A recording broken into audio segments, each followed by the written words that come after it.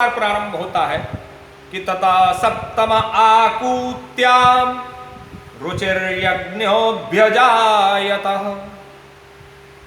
ये जरा विचार करिए कि सातवीं बार भगवान ने रुचि प्रजापति की जो पत्नी आकुति है उसके गर्भ से यज्ञ स्वरूप में भगवान ने अवतार लिया।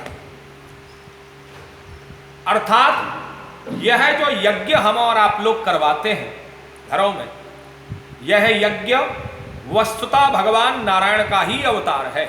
और इसीलिए आप लोग अधिकतर करके जब यज्ञ की समाप्ति होती है, पूर्णाहुति होती है, तो उसके पश्चात जब जयकारे लगते हैं तो उसमें हम लोग कहते हैं यज्ञ पुरुष भगवान की जय, यज्ञ नारायण भगवान की जय। तो ये एक प्रकार से भगवान नारायण का अवतार है। बोले ततः सप्तम आकूत्या रुचिर्यज्ञोऽभ्यजायतः। बोले यज्ञ क्या है? अब जरा यहां पर विचार कीजिए। रुचि प्रजापति नाम के मनु और उनकी पत्नी आकुति के गर्भ से भगवान ने यज्ञ स्वरूप में अवतार लिया। अब जरा थोड़ा सा विचार करिए। ये हम लोग अधिकतर करके जानते हैं कि जब हम घर में कोई शुद्धता का वातावरण करते हैं, कोई शुभता का वातावरण करते हैं, शुभता का कोई कार्य करते हैं, शुद्धता से संबंधित कोई कार्य करते हैं, तो हम अक्सर करके हम जो है यज्ञ भगवान का और अक्सर करके अधिकतर करके जैसे गृह प्रवेश लिया तो गृह प्रवेश में हम लोग जो है वो यज्ञ करवाते हैं।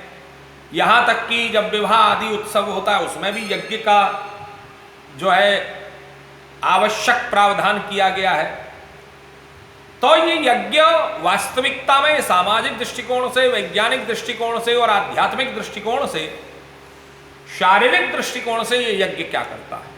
चलिए आइए इसके ऊपर आज चिंतन करते हैं और आज विचार करते हैं कि शारीरिक रूप से यह यज्ञ क्या करता है और ये यज्ञ क्या हमारे शरीर के अंदर विद्यमान है।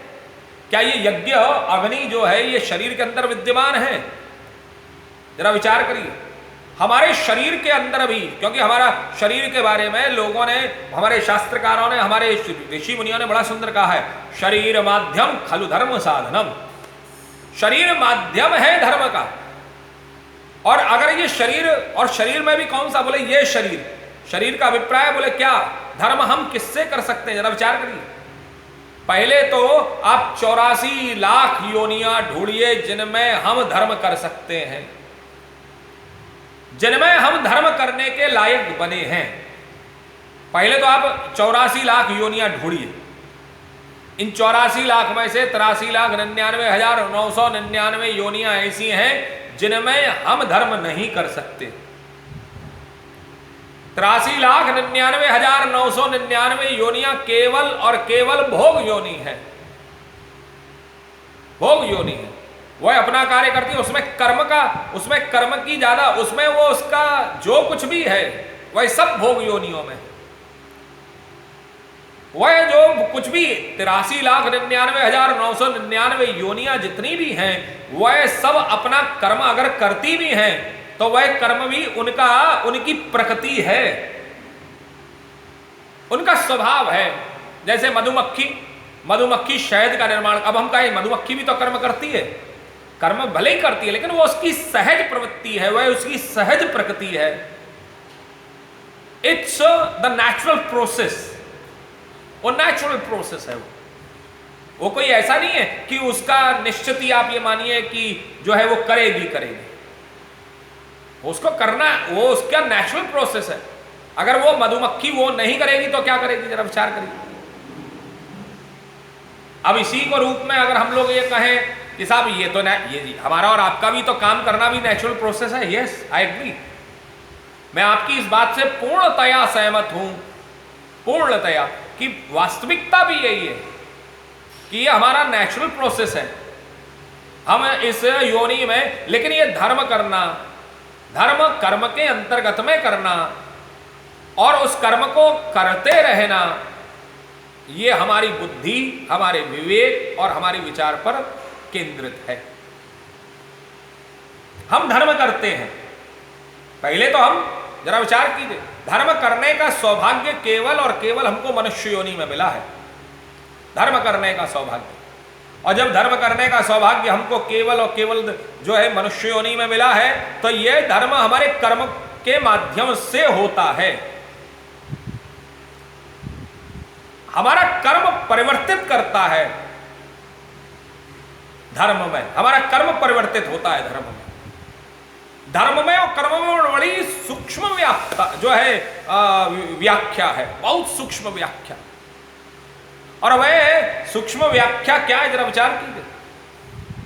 धर्म और कर्म, हमारी स्थिति ऐसी है कि हमारे यहां कहा जाता है किसी प्यासे को पानी पिलाना हमारा धर्म है।